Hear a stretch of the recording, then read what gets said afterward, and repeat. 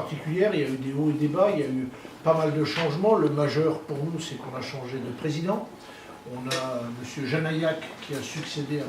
De Juniac depuis l'été, début de l'été, au mois de juillet, avec une reprise en main d'un certain nombre de chantiers, en particulier pour Air France. Vous savez que nous, le groupe, c'est Air France et KLM.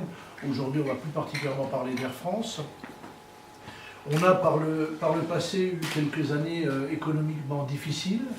Ça va un peu mieux. Ça va un peu mieux. Les choses ne sont pas complètement réglées, mais on a toute une série de chantiers qui donnent un certain nombre de résultats et on espère nous amène vers des objectifs qu'on s'était fixés. Pendant ces années difficiles, pendant ces années où économiquement nous avions un certain nombre de difficultés, on a quand même fait un choix. Notre président de l'époque, notre COMEX, a fait un choix quand même assez important de continuer à investir lourdement dans l'amélioration des produits.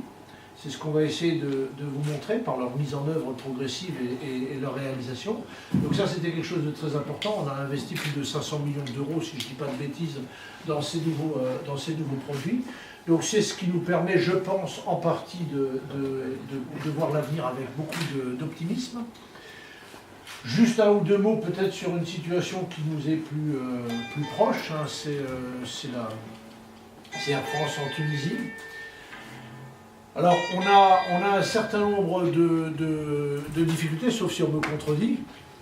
On a un certain nombre de difficultés auxquelles on fait face en Tunisie. Je ne vais pas vous parler de la situation du pays, vous la connaissez 100 fois mieux que moi, mais on est un acteur dans cet environnement donné. Donc, avec un certain nombre de difficultés, on essaye d'y faire face et puis on essaye de démarrer 2017 avec un certain nombre d'ambitions au-delà de ce qu'on a pu faire en 2016, qui est une année extrêmement décevante pour nous sur la Tunisie.